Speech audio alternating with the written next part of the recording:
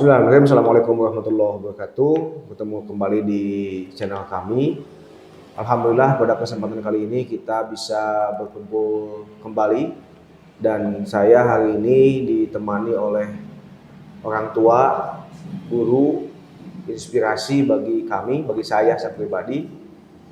Beliau adalah Ketua Staida Muhammadiyah Garut, sekaligus Sekretaris Pimpinan Daerah Muhammadiyah Garut, tiada lain Bapak Dr. Agus Rahmat MAG MPD. Selamat siang Pak. Siang. Alhamdulillah, ini mohon maaf Pak mengganggu kesibukan di tengah kesibukan Bapak sebagai Ketua Staida dan Sekretaris Pimpinan Daerah. Alhamdulillah saya bisa bertemu, ngobrol kembali setelah sekian lama tidak bertemu, bahkan berduduk satu forum bersama Bapak, dan sebuah kebanggaan channel kami dihadiri oleh beliau selaku guru bagi kita semua. Nah, pada kesempatan kali ini kita akan ngobrol tentang tantangan pemuda di generasi milenial. Sebagaimana saya sering mengikuti ceramah dan juga tulisan dari Pak Dr. Agus, bahwa hari ini pemuda ini mengalami post-truth dalam bahasa beliau ya, atau pemuda hari ini mengalami confuse of knowledge, kebingungan pengetahuan akibat dari tsunami informasi yang dialami oleh generasi muda. Ya, pada akhirnya ketika tsunami informasi terlalu banyak hadir dalam gadget kita, gadget anak muda yang hari ini sebagai penduduk asli digital, yang pada akhirnya kebingungan pengetahuan ini menjadi PR besar bagi generasi muda milenial. Nah, pada kesempatan kali ini kita akan ngobrol tuntas terkait tantangan yang akan dihadapi oleh generasi milenial, gitu ya, bersama Bapak Dr. Agus Rahmat Nugraha MAG MPD. Dengan hormat kami persilahkan pada beliau untuk ngobrol dan juga berbicara, menasihati kami semua sebagai generasi milenial mungkin. Baik. Silakan Pak. Terima kasih Pak Jai. Assalamualaikum warahmatullahi wabarakatuh. Waalaikumsalam warahmatullahi wabarakatuh. Pada kesempatan yang baik ini tentu saya yang kemudian akan banyak belajar. Sebab kalau temanya pemuda milenial, saya sudah terlalu jauh dari kondisi itu, sudah lewat. Nah, oleh karena itu kita hanya mencoba membaca arah zaman dan arah situasi, bahwa setiap zaman, setiap masa itu ada kelompok yang disebut kelompok pemuda. Nah, disebut milenial itu dengan beberapa ciri yang sama-sama dimaklumi.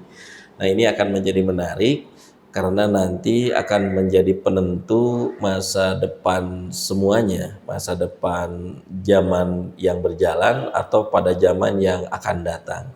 Nah, oleh karena itu pemuda milenial dengan ciri-ciri yang berbeda dibanding dengan pemuda sebelumnya atau generasi sebelumnya, ini akan memberi penanda bahwa ada beberapa hal yang serius harus kita perhatikan. Tadi di mukadimahnya Kang Ajay menyampaikan bahwa yang terkenai oleh dampak langsung perubahan zaman itu memang kaum milenial. Kenapa kaum sebelumnya tidak terdampak? Karena memang seolah-olah arus informasi dan arus teknologi itu seolah-olah memang yang memegang, kalau ini bara api ya, yang memegang baranya adalah kelompok pemuda milenial ya, dengan alat yang dipegangnya itu. Sebetulnya kalau tidak dipegang alat itu bisa tidak terkenai langsung, tetapi kan tidak bisa dihindari itu. Jadi menurut saya ini satu rasa syukur terutama kepada anak-anak muda yang berada di milenial. Sebutlah milenial itu saya kategorikan yang lahir 90 atau tahun 2000-an lah. Mungkin yang tahun 80 oke bisa sebetulnya ya. Tetapi yang 90 2000 itu tidak bisa lepas. Bahkan anak kecil, anak-anak kita, adik-adik kita yang sekarang usianya 4 tahun 5 tahun itu sudah terkena dampak langsung.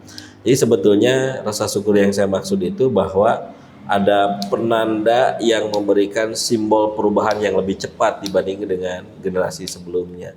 Nah, saya ingin mencoba menggarisbawahi beberapa ciri yang mungkin ini bisa didiskusikan lebih panjang tentang pemuda atau anak-anak muda yang bercirikan milenial itu.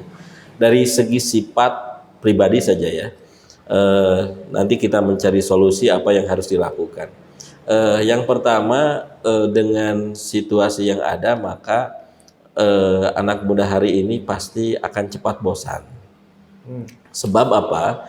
Yang diterima tiap saat itu betapa terlalu banyak.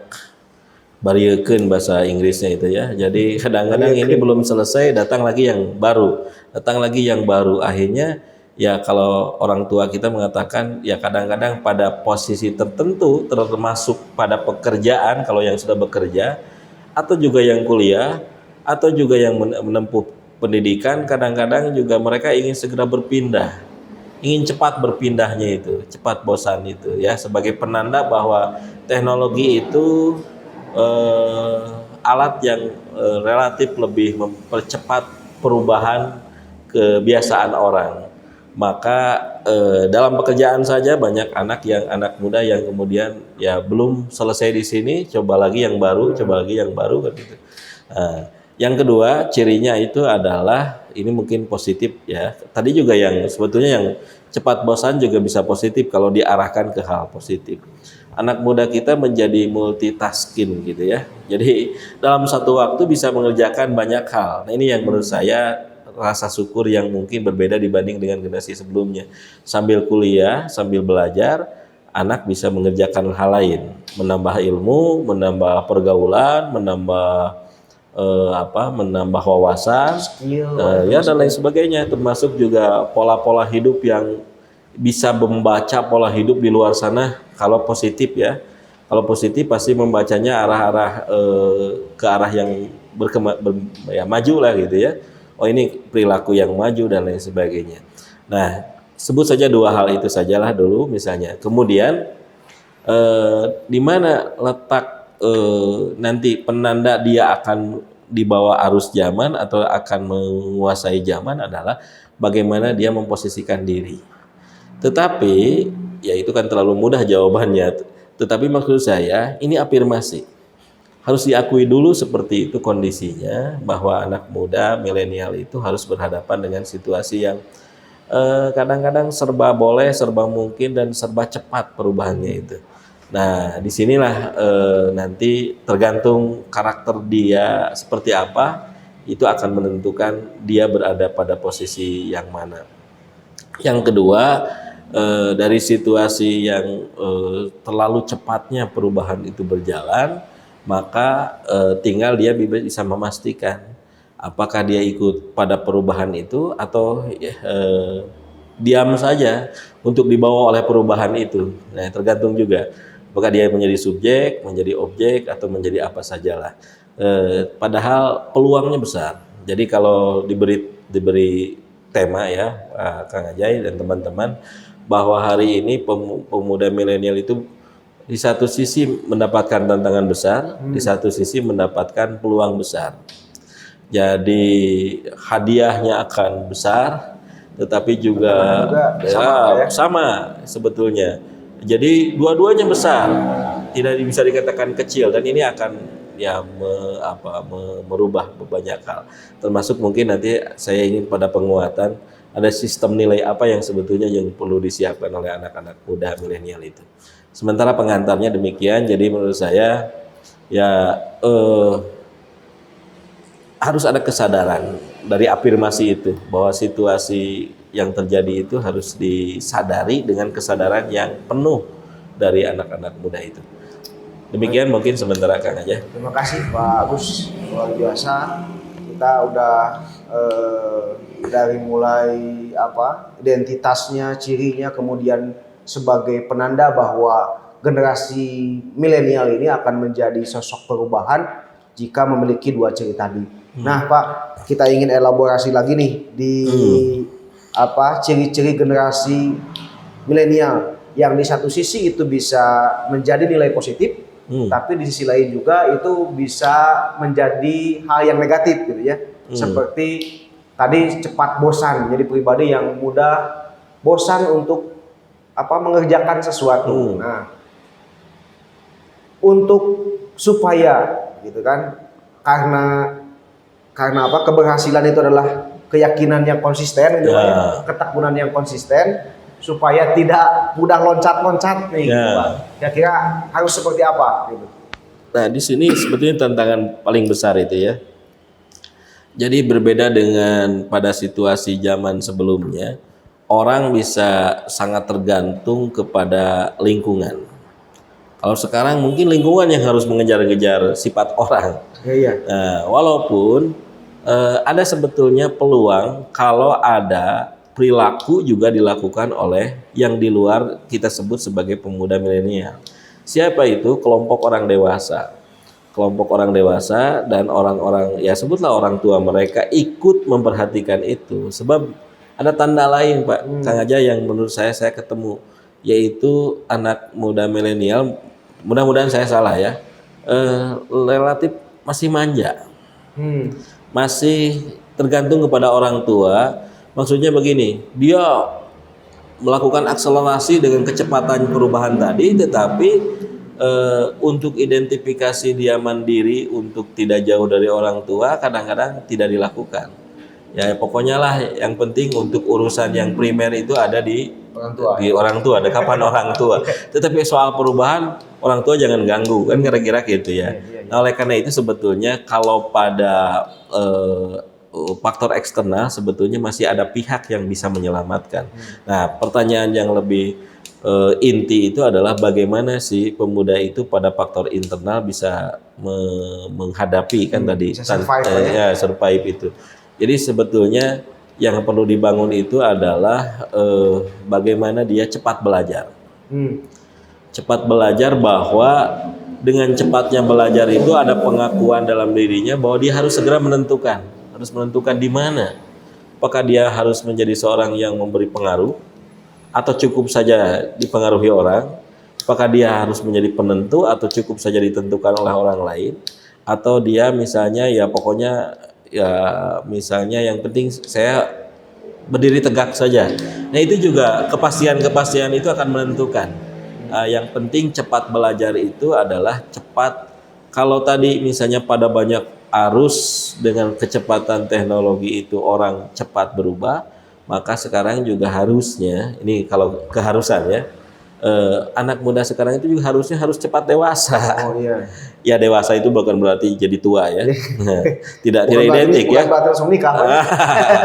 Tapi yang maksudnya itu menjadi dewasa karena dia belajar cepat gitu. Karena bahan ajarnya sudah tersedia. Bahan ajarnya sudah banyak, gurunya menjadi sangat banyak, kemudian medianya, metodenya tinggal dipelajari kan gitu. Nah, tapi persoalannya ya harus ditemukan oleh para ahli. Ada gak korelasi antara banyaknya medium pembelajaran itu dengan proses kedewasaan? Nah, saya kira ini perlu ada riset ya. Jangan-jangan terbalik. Karena tadi di awal Kang Ajay sebutkan bahwa sekarang itu kan pedomannya ada di post-truth misalnya ya. Bahwa yang benar itu bukan yang sebenarnya, bukan hakikatnya, tapi yang benar itu yang sering diulang, sering muncul, sering viral, sering terdengar. Nah, itu kan ini juga apa itu hasil risetnya, atau bisa nggak riset lain muncul? Yaitu misalnya tadi orang cepat berubah dengan pembelajaran itu justru dia cepat dewasa. Nah, itu kembali kemana? Kembali itu ke karakter dirinya. Nah, oleh karena itu barangkali anak sekarang itu harus dibelajarkan. Nah, ini soal treatment ya. Dibelajarkan lebih cepat sejak kecil agar mereka itu punya kedirian. Dirinya itu siapa misalnya ya. Dan harus dilawan dengan berbagai arus, dengan berbagai arah oleh orang-orang dewasa, oleh orang pendidik, agar mereka itu cepat mengambil tindakan. Jika tidak, ya kalau terlalu lama itu biasanya jadi cognitive overload. Akhirnya ya udahlah, nyaman saja. Di sini yang penting saya ikut arus, ikut perubahan, ikut kalau ada gadget baru saya juga punya, kalau ada teknologi baru saya juga dapat ikut kan gitu ya. Nah, jadi kembali kepada karakter. Nah, ini barangkali salah satu jawaban yang perlu kita perdalam. Iya. Karakter apa yang sebetulnya harus dimiliki oleh anak muda? Dan ini kembali kepada sistem nilai. Sistem nilainya di mana? Nah, persoalannya kalau dulu itu sistem nilai itu sebetulnya cukup di 3 komponen. Ada keluarga, ada lingkungan masyarakat, ada sekolah, institusi pendidikan. Nah, sekarang tiga-tiganya relatif tidak menguasai, tidak punya dominasi. Tidak dominan. Nah, sebab determinasi yang paling cepat dari mana? Ya dari Teknologi yang teknologi datang itu langsung, kan gitu yang mengalahkan semuanya. Nah, jika 3 ini tidak berdaya, saya kira ya itu teknologi yang akan menjadi gurunya, yang akan menjadi penyumbang terbesar dari karakter seseorang itu.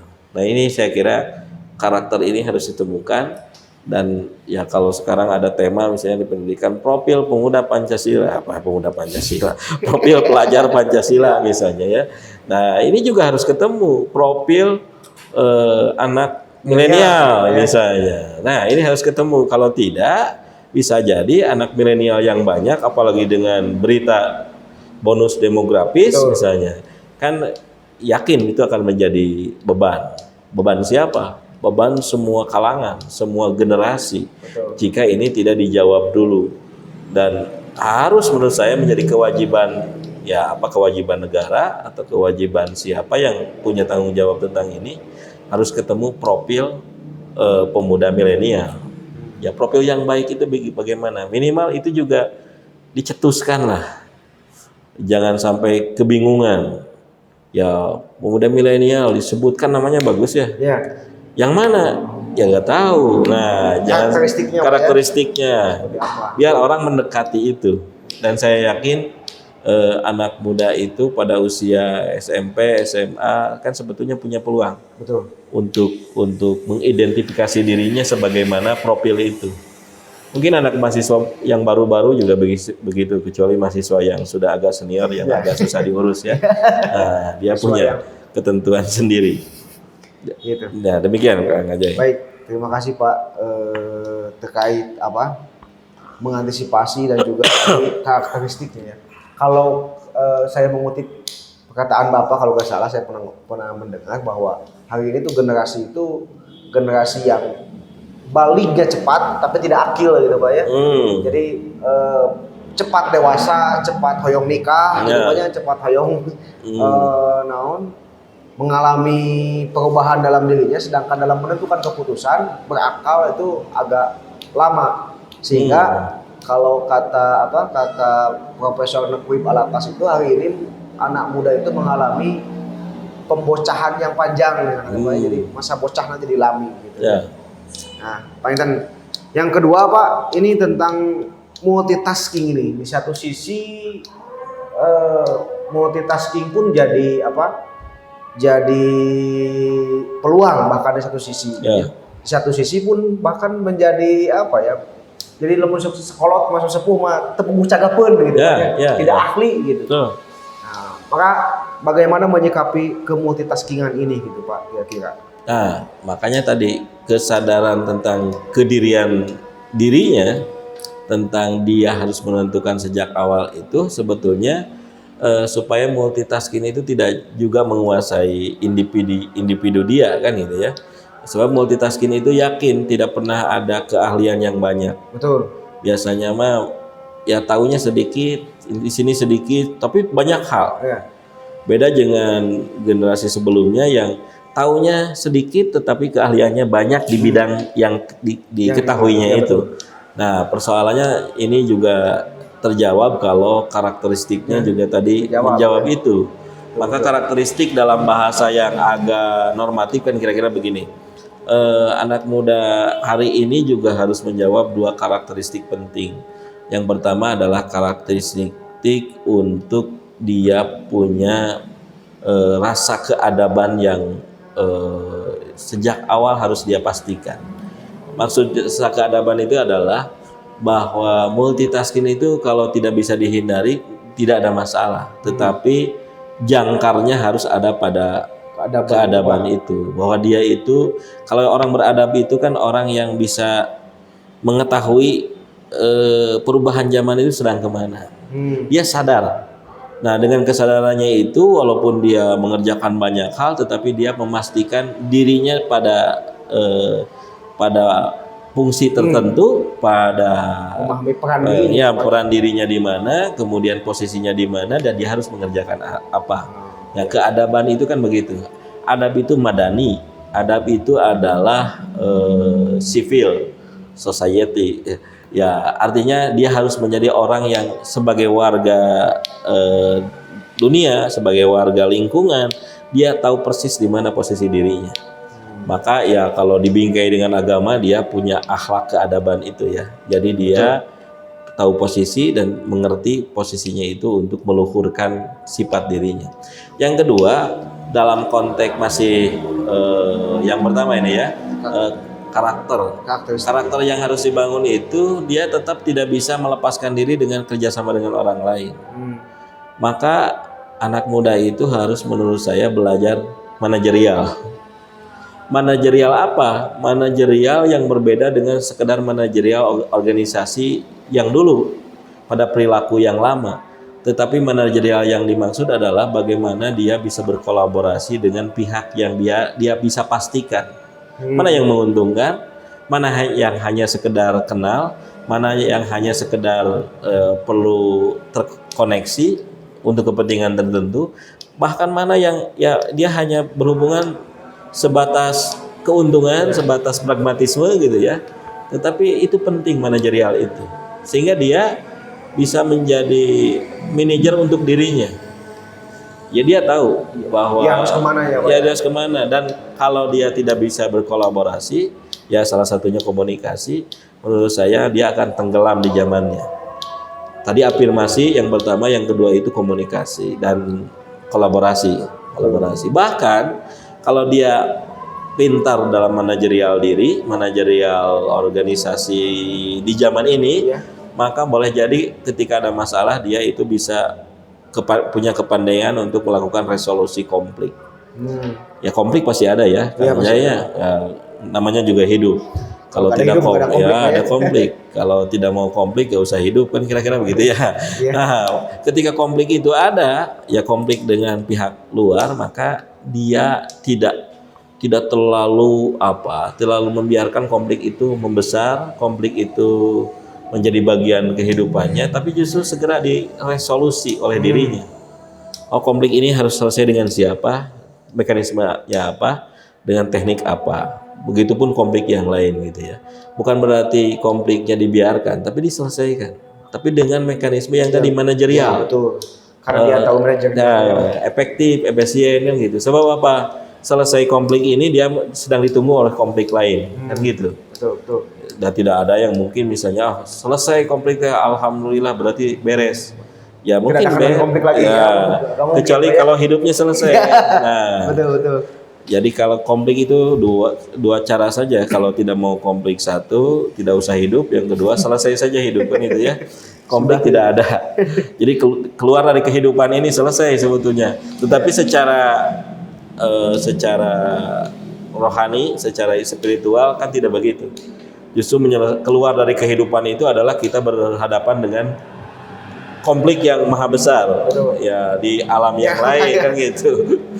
Orang mengira bahwa mati itu adalah selesai, Pak ya, padahal menghadapi konflik yang lebih dahsyat. Sebab dia itu tidak selesai di sini, bahkan dia sudah menantang konflik yang berikutnya kan gitu. Baik. Terima kasih Pak. Tadi udah ada kebuka nih keadaban, kolaborasi sebagai afirmasi tadi dari karakteristik seorang generasi milenial. Nah, ini karena tadi saya menarik nih, ada 3 sistem nilai ini yang harus diperkuat ya. Kembali lagi tadi, bagaimana hari ini